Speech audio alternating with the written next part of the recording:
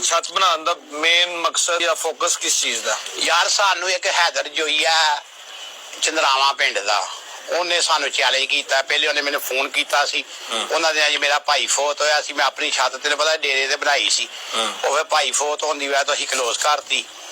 ਤੇ ਹੁਣ ਉਹਨੇ ਕਾਮਰਾਨ ਨਕਵੀ ਦੇ ਇੰਟਰਵਿਊ ਤੇ ਚੈਲੰਜ ਕੀਤਾ ਸਾਨੂੰ। ਅਸੀਂ ਉਹਦਾ ਚੈਲੰਜ ਕਬੂਲ ਕਰਨ ਵਾਸਤੇ ਆ ਗਏ ਆ। 4 ਦੀਵਾਰਾਂ ਮੈਂ ਵਿਸਾਖ ਦੀਆਂ ਖੇਡਣਾ ਚਾਹੁੰਦਾ ਵਾ, ਫੋਨ ਤੇ ਵੀ ਬਾਜ਼ੀ ਲੱਗ ਜਾਏਗੀ, ਜਦੋਂ ਮਰਜ਼ੀ ਵੈਲਕਮ।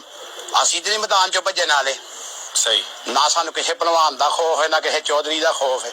ਜਿਹਦਾ ਦਿਲ ਕਰਦਾ ਸਾਡੇ ਕੋਲ ਅਜੇ ਅਸੀਂ 4 ਦੀਵਾਰਾਂ ਖੇਡਣੀਆਂ, ਸਾਡੇ ਨਾਲ ਸ਼ੌਕ ਕਰ ਲਵੇ। ਇਹਦੇ ਚ ਜੇਠ ਵੀ ਤੁਸੀਂ ਲਾਓਗੇ ਜਾਂ ਇਹ ਦੇਖੋ ਨਵੀਂ ਛੱਤ ਲੈ ਬੱਚੇ ਬੁੱਚੇ ਛੱਡਣ ਦੇ ਨਵੇਂ ਫੜੇ ਫੜਾਏ ਕਬੂਤਰ ਲਿਆ ਕੇ ਪੁੱਟੇ ਨੇ।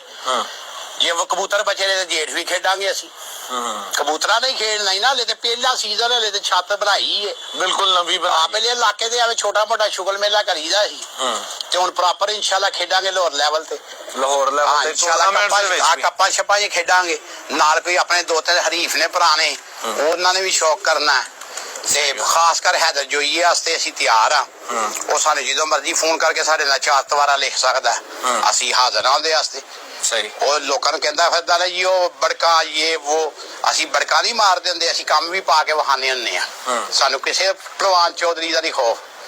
ਜਿਹਦਾ ਦਿਲ ਕਰਦਾ ਸਾਨੂੰ ਆ ਕੇ ਚੈਲੰਜ ਕਰ ਲਵੇ। ਸਹੀ। ਕੋਈ ਰੌਲਾ ਨਹੀਂ ਕਿਸੇ ਚੀਜ਼ ਦਾ, ਅਸੀਂ ਤਿਆਰ ਬੈਠੇ ਉਹਦੇ ਵਾਸਤੇ। ਇਸ ਤੋਂ ਇਲਾਵਾ ਵੀ ਤੁਹਾਨੂੰ ਚੈਲੰਜਸ ਆਉਂਦੇ ਰਹੇ ਨੇ? ਯਾਰ ਤਨਕੀਦ ਕਰਦੇ ਨੇ, ਦੇਖੋ ਸਾਰੀ ਦੁਨੀਆ ਦੇ ਕਬੂਤਰਬਾਜ਼ ਲੜਨ ਦੇ ਨੇ ਆਪਸ ਚ, ਗੱਲ ਸਮਝਦੇ ਹੋ? ਤੇ ਅਸੀਂ ਲੜਨਾ ਨਹੀਂ ਚਾਹੁੰਦੇ, ਅਸੀਂ ਸ਼ੌਕ ਕਰਨਾ ਚਾਹੁੰਦੇ ਹਾਂ। ਸ਼ੌਕ ਦੀ ਹੱਦ ਤੱਕ ਤੁਸੀਂ ਸਾਨੂੰ ਆਵਾਜ਼ ਦਿਓ, ਅਸੀਂ ਸ਼ੌਕ ਕਰਾਂਗੇ। ਤਨਕੀਦ ਕਰੋਗੇ ਭਾਈ, ਤਨਕੀਦ ਕੀਤੀ ਜੇ ਤੇ ਉਹਦਾ ਫਿਰ ਅਸੀਂ ਝੂਠ ਬੋਲਨੇ, ਤੁਸੀਂ ਸੱਚ ਬੋਲ ਕੇ ਵਿਖਾ ਦਿਓ।